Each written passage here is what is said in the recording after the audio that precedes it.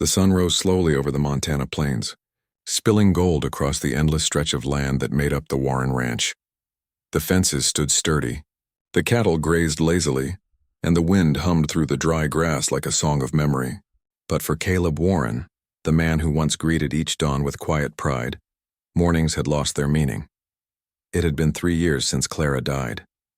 3 years since laughter last echoed through the small white house on the hill, since a woman's voice called him in for supper, or sang their little girl to sleep. Clara's death had been sudden, a fever that no doctor, prayer, or desperate plea could stop. Caleb buried her beneath a lone cottonwood tree overlooking the valley. He'd built a small wooden cross there himself, carving her name with his own hands. Since that day, his heart had felt as hollow as the grave he'd dug. Now his world revolved around two things: the ranch and his daughter, Lila. She was 6 years old, with her mother's golden hair and his gray-blue eyes. Lila's laughter was a rare, fleeting sound these days. She tried to be brave, sensing her father's quiet sorrow even when he never spoke of it. Sometimes he'd find her outside, sitting cross-legged by the cottonwood, whispering softly. When he asked who she was talking to, she'd smile and say, "Mama. She listens better from up there." Caleb never had the heart to tell her otherwise. The ranch hands respected him, worked hard, spoke little, but they could see the toll grief had taken. Caleb was a man built for labor, not loneliness. His broad shoulders carried both the weight of the ranch and the ghost of a love that refused to fade. He'd turned down the kind offers of help from neighbors, insisting he could manage. Even when the winters bit hard and the roof leaked, he never asked for company. He was a man who'd once believed love was forever, and in a way it was. Clara lived in every sunrise, in the scent of wild sage, in the way the curtains moved in the breeze. But her absence was sharper than any knife. Nights were the worst. When the wind moaned against the windows, it sounded almost like her voice calling his name. Lila's presence was his only light. She followed him around the ranch, clutching a small wooden horse he'd carved her for her birthday. She'd chatter about everything she saw, the calves, the clouds, the wildflowers, and sometimes he'd smile without meaning to. She reminded him of everything good in the world he thought he'd lost. One chilly morning, as Caleb tightened a saddle strap, Lila ran up to him with a drawing clutched in her hand. "It's us, Daddy," she said proudly, showing 3 stick figures, him, her, and Clara standing beneath a big yellow sun. "Mama said she misses us," she added softly, as if repeating something she'd truly heard. Caleb froze, his heart squeezing painfully. He swallowed hard and crouched to her level. You think Mama talks to you, sweetheart?" Lila nodded with a bright certainty only a child could have. "She says not to be sad. She says we're going to have someone new to help." The word struck him like a strange wind, gentle but unsettling. He wanted to ask what she meant, but Lila had already skipped off toward the barn, humming one of Clara's old lullabies. Caleb stood there for a long time, watching her go. For the first time in years, he looked toward the horizon, not with grief, but with the faint, uncertain ache of something he thought he'd buried forever. Hope. The train hissed to a stop at the small Montana station, releasing a plume of steam that curled like ghostly fingers into the cold morning air. Evelyn Hart stepped down carefully, her gloved hands clutching a worn carpet bag and a folded letter that had once promised her a new beginning. The letter was creased, the ink faded, but the words had burned into her memory. Position secured. Teacher needed at Clearwater School. Montana Territory. Now standing on the empty platform, Evelyn looked around and saw only a few wagons, a handful of ranch hands, and a town that seemed barely awake. There was no one holding a sign with her name, no friendly face to welcome her. Just the wind, and the feeling she had made a terrible mistake. She had left Boston behind with trembling hands and a trembling heart. There she'd been a teacher for 5 years, quiet, dedicated, but overlooked. The headmaster's son had proposed once, not out of love, but convenience, and when she refused him, whispers followed her through the school corridors. She wanted more than a life of polite pity in small, airless rooms. She wanted freedom, purpose, maybe even a chance to breathe again, but freedom, it seemed, came with uncertainty. When she finally found the small schoolhouse she had read about in her letters, the door was locked. A kindly older woman sweeping outside the mercantile looked up and shook her head. "Oh, honey, that post was filled 3 months ago. Miss Avery's teaching now." "Didn't anyone tell you?" The words hit Evelyn like a gust of cold wind. "There must be some mistake," she said softly, showing the letter. The woman frowned and took it, her eyes softening. "Looks like they forgot to send word. You're a long way from home, dear." Evelyn thanked her and walked away before the tears could fall. She didn't have the luxury of breaking down, not when she had less than $10 to her name. She found a small bench near the general store and sat there, clutching her bag, watching the slow rhythm of town life. Men rode past on horseback. A group of children chased a stray dog. And though the world moved around her, she felt invisible. That's when she heard it, the sound of hooves slowing beside her. A woman with silver hair and kind eyes reined in her horse. "You must be the teacher from back east," she said warmly. "I'm Mrs. Thompson, the pastor's wife. We heard you were coming, though I suppose the letter didn't reach you in time." Evelyn tried to smile. "It seems my job didn't either." Mrs. Thompson frowned sympathetically. "Well, you'll need a place to stay for now. The boarding house is full, but there's a ranch a few miles out. The Warren Ranch. The owner's a widower, has a little girl who could use some tutoring. If you're willing to work for your keep, he might take you in for a while." Evelyn hesitated. A widower. She wasn't sure how she felt about living under the roof of a grieving man, but she had few choices. She nodded slowly. "If he'll have me, I'll work hard." By late afternoon, she was riding with Mrs. Thompson's nephew out toward the open plains. The land stretched wide and wild, the sky vast enough to swallow her worries whole. When the house finally came into view, a sturdy ranch with smoke curling from its chimney, Evelyn felt a flicker of something she hadn't felt in weeks. Maybe this place, strange and lonely as it seemed, could be a refuge. As she stepped down from the wagon, a man emerged from the barn, tall, broad-shouldered, his hat shadowing his face. When he looked up, their eyes met and the breath left her lungs. The stillness between them was heavy, startled, almost sacred, because the look on his face wasn't simple curiosity. It was shock. And though Evelyn couldn't have known it, she bore the face of the woman he'd buried 3 years ago. The first time Caleb Warren saw Evelyn Hart, he thought the world had played a cruel trick on him. She stepped out of the wagon, the late afternoon sun turning her brown hair to gold, her face pale from travel but steady.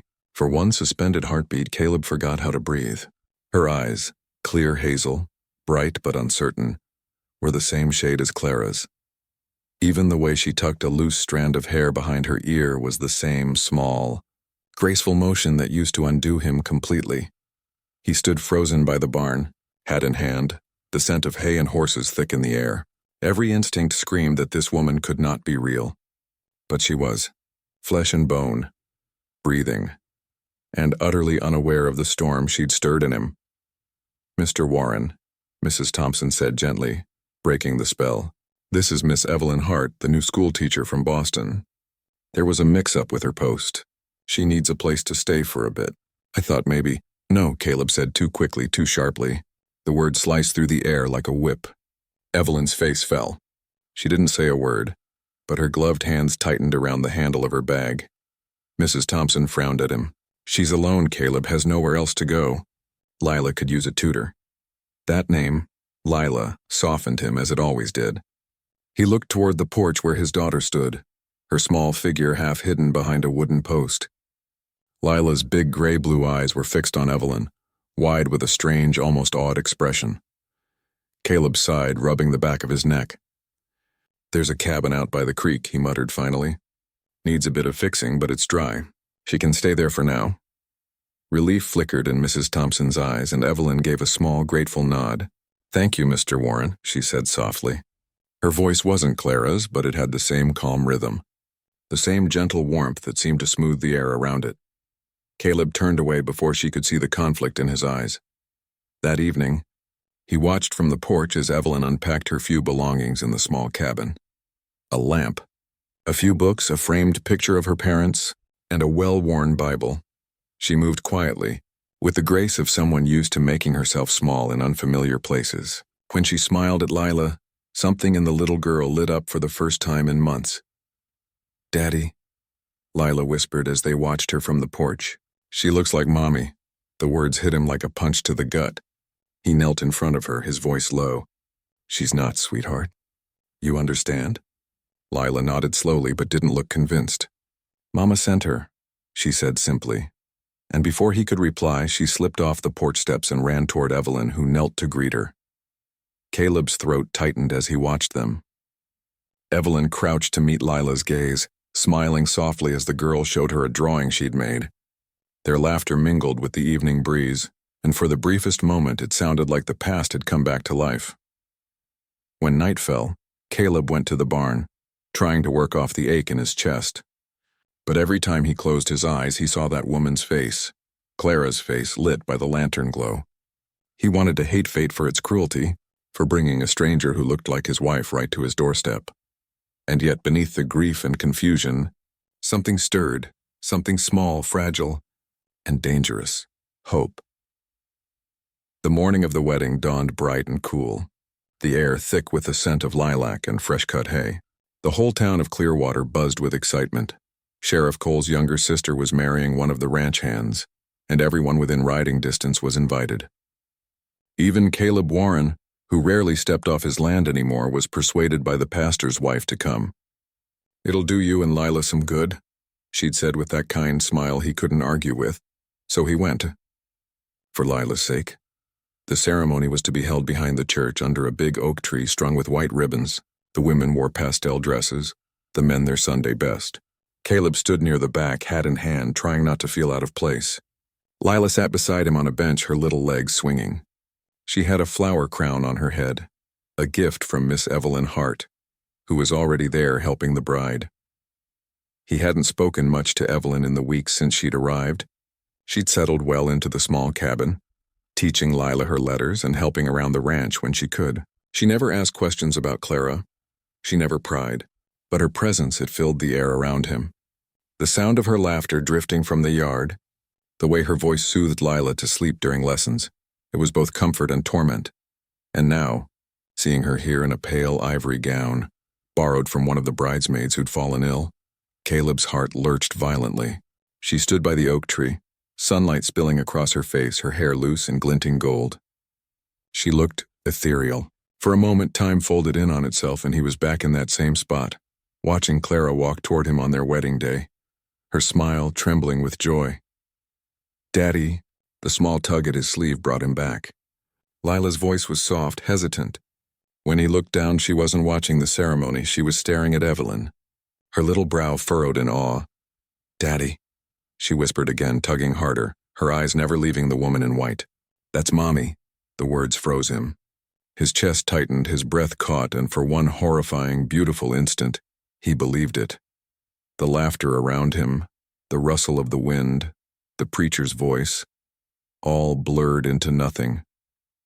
His world narrowed to that one impossible image, his daughter pointing toward the woman who bore the same gentle grace as the wife he'd buried beneath the cottonwood tree. "Lila," he said hoarsely, bending down, but his voice barely worked. "No, sweetheart.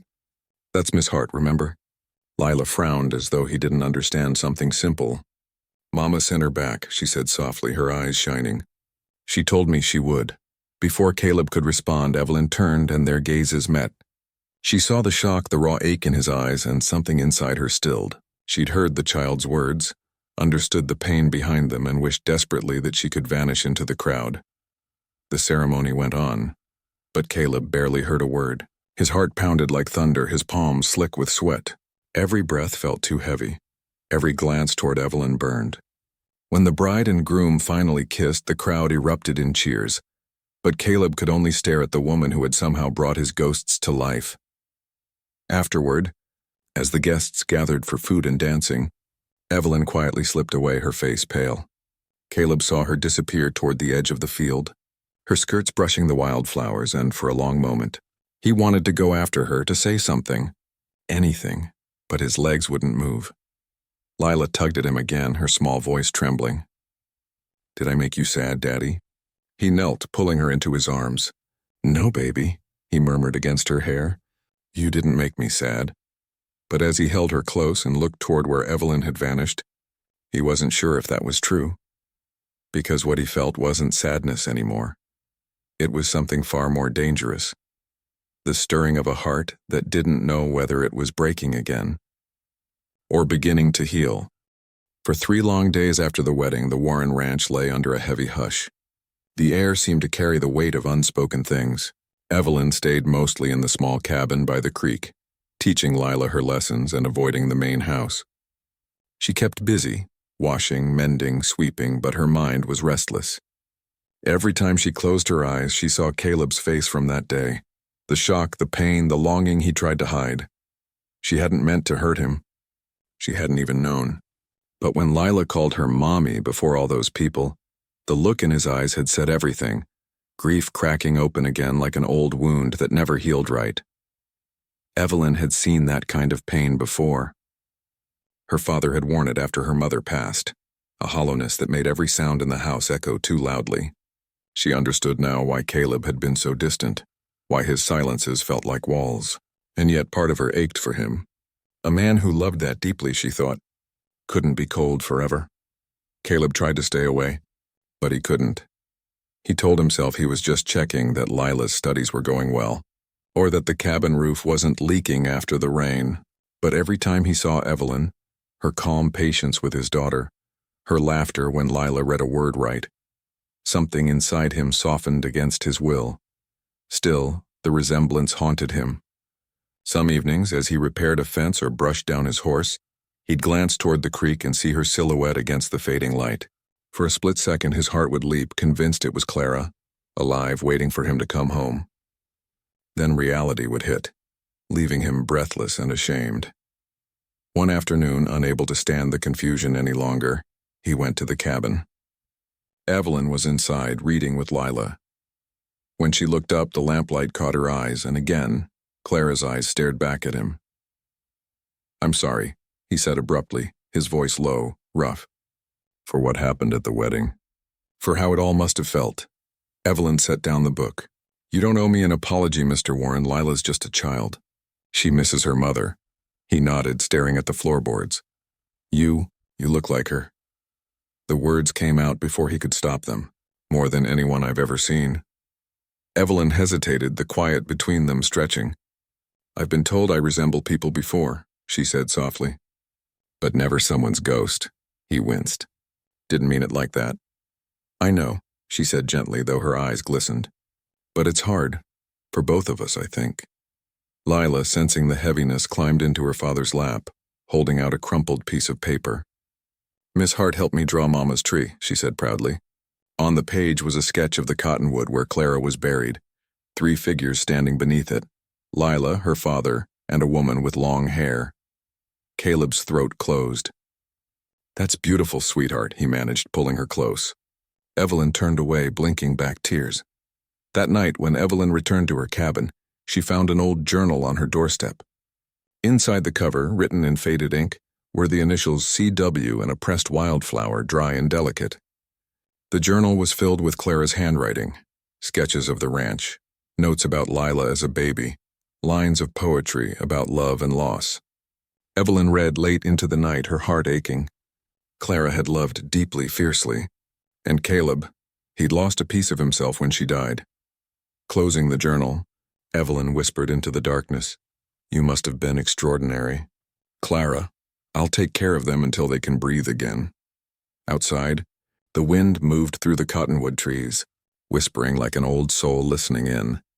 And though neither of them knew it, that night marked a shift, the beginning of something new, born quietly in the echo of what once was.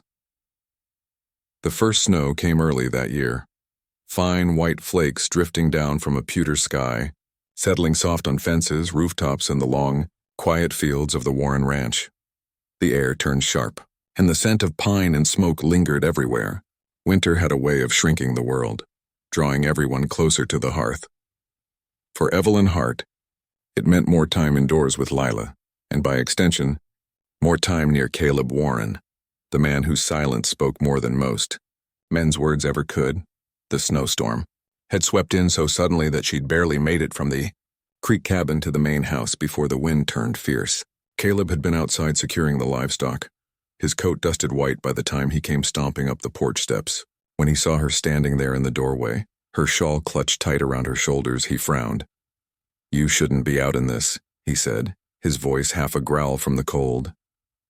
She smiled faintly, I could say the same to you.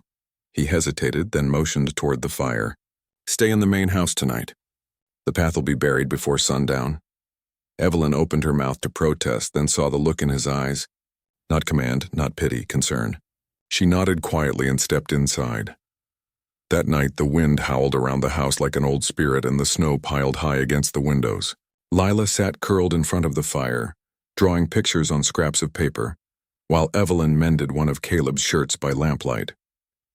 The firelight made the room glow gold, softening the edges of the world.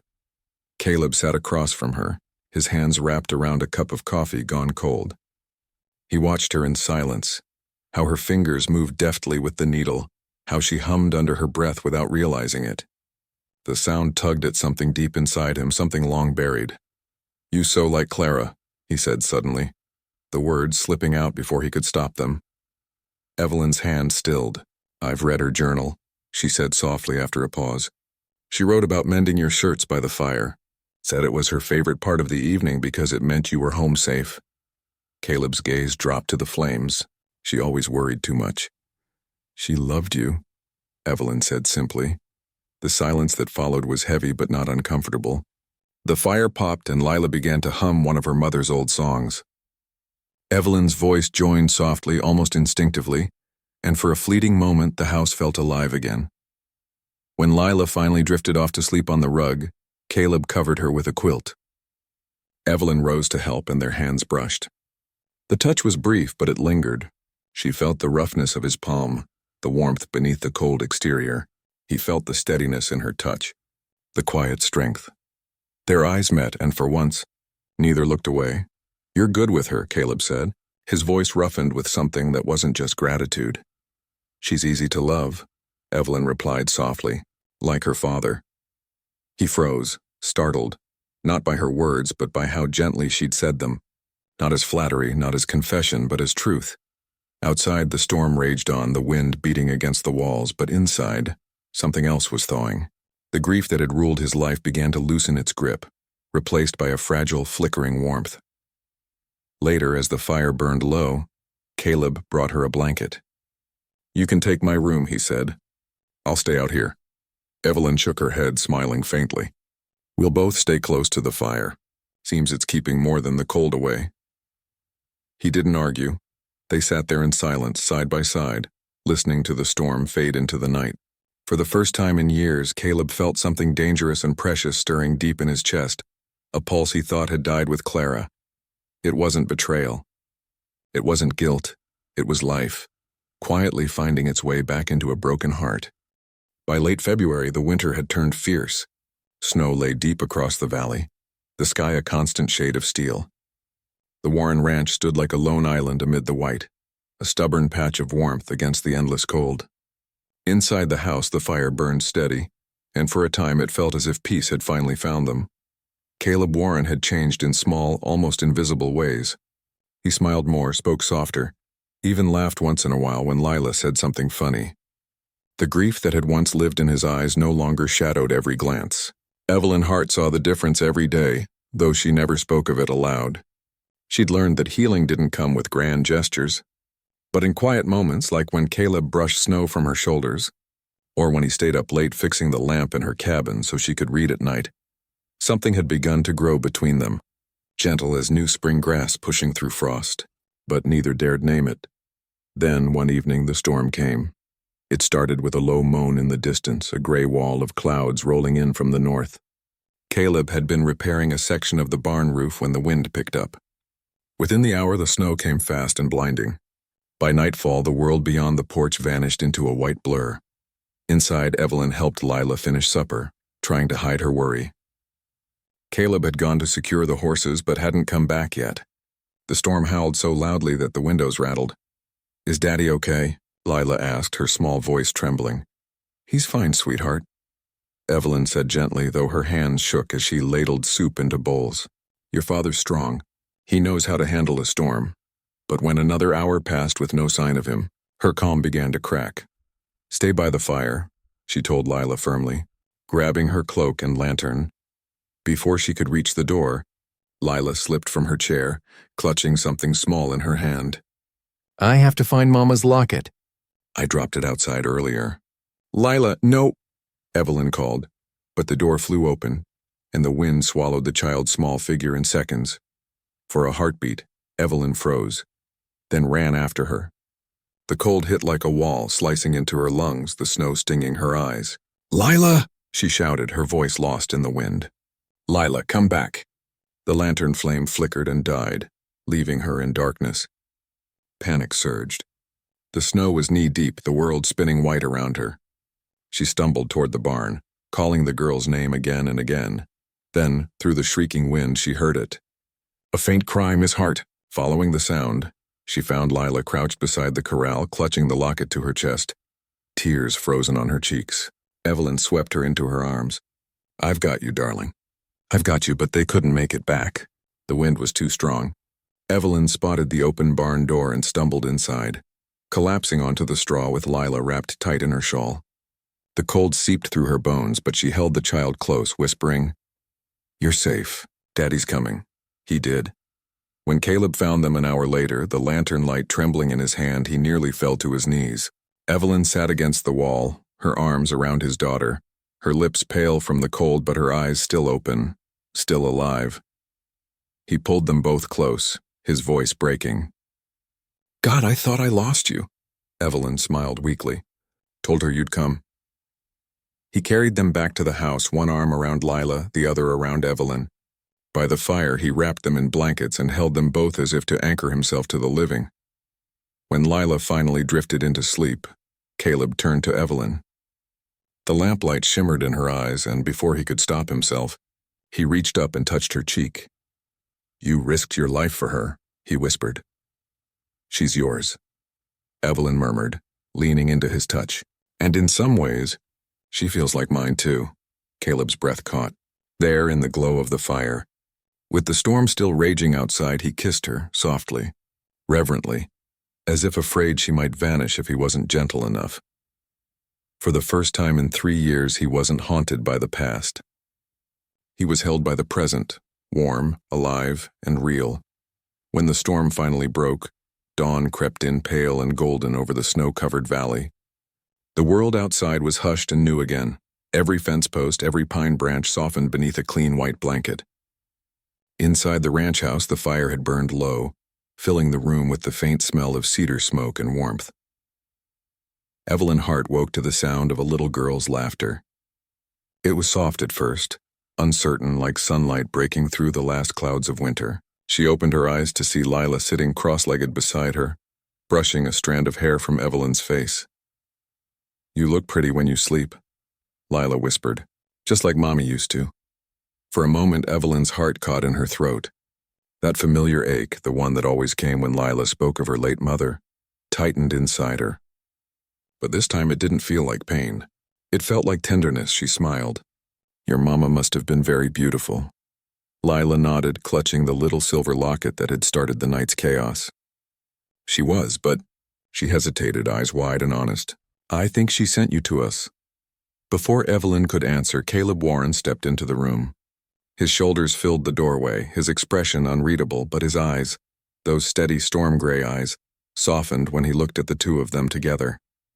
He still carried that quiet strength, but something in him had changed overnight. The walls he'd built around his grief had finally cracked wide open. Morning, he said, voice rough from sleepless hours. Morning, Evelyn replied. Sitting up, Lila leapt up and ran to him, tugging his sleeve. Daddy, can Miss Hart stay forever? Caleb froze for a moment. The room went still, save for the faint pop of the fire. Evelyn's cheeks flushed, her gaze dropping to the quilt. She wanted to say something, to make it easier, but her voice wouldn't come. Caleb knelt down to Lila's level, brushing a thumb across her cheek. Sweetheart, he said softly, that's not just up to me. Then he turned to Evelyn. But I'd like that very much. If she wanted to. The air between them seemed to shimmer. Half hope, half fear. Evelyn took a slow breath, her hands twisting the edge of the blanket. I came here to help you read letters and teach your daughter her sums, not to replace someone you loved. Caleb rose, his expression solemn. You could never replace her, he said. But that's not what this is. He paused, stepping closer, his voice low and steady. You brought life back into this house, Evelyn. You brought laughter back to my little girl, and you made me remember what it feels like to look forward instead of back. Tears pricked at her eyes before she could stop them. Lila slipped her small hand into Evelyn's. Please, Miss Hart, we don't want you to go. Evelyn smiled through the blur of tears. Well, she said, her voice trembling, if I stay, you'll both have to promise me something. What's that? Caleb asked. That we stop looking for ghosts, she said gently, and start living. Caleb's reply came without hesitation. I promise. He took her hand then, calloused, strong, sure, and something settled inside her, a peace she hadn't felt in years. Outside, the ranch stirred to life. The horses neighed softly in the thawing air, the sunlight spilling gold across the snow. Lila darted to the window, pointing eagerly. Look, the storm's gone. It's all new again. Evelyn looked at Caleb. So are we, she said quietly. He smiled, the kind of smile that comes from deep within, from a man who's finally stopped running from sorrow and learned to walk toward hope. As the morning light filled the room, Lila climbed into Evelyn's lap, her head resting against her shoulder. Caleb reached out, his hand resting over both of theirs. For the first time since tragedy had taken everything from him, Caleb Warren felt whole. Not because the past had vanished, but because love had found its way home again. And when Lila looked up and whispered, We're a family now, right? Neither adult needed to answer. The warmth in their joined hands said everything.